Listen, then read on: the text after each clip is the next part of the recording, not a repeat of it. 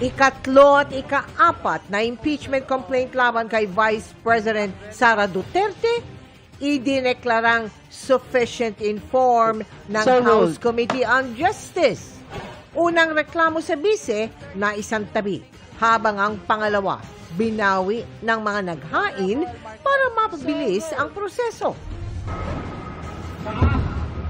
Tensyon sa gitnang silangan, nagpapatuloy dulot ng gantihan ng Amerika, Israel at Iran.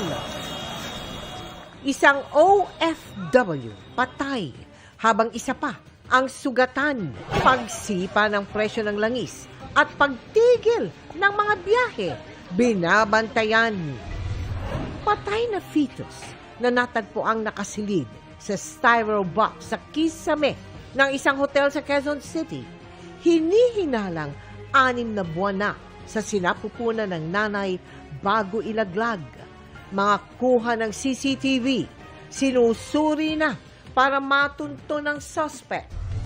Sa eksklusibong panayam ng GMA Integrated News, Ombudsman Jesus Crispin Remulla inamin na nakapulong niya ang 2 kinatawan ng International Criminal Court sa kanyang bahay, tulad ng binanggit sa joint affidavit ng 18 nagpakilalang dating sundalo.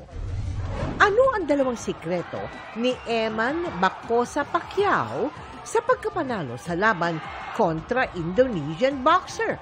Inspired po ako dahil sa inyong lahat. At PBB Celebrity Collab Edition 2.0, Kapuso Big Winner, Caprice Cayetano, emosyonal na nagpasalamat sa lahat ng mga sumuporta sa kanya. Love na love ko po sila. Nagpapasalamat po ako sa tiwala nilang lahat. This is Philippine culture. There was a ballot that was rejected first.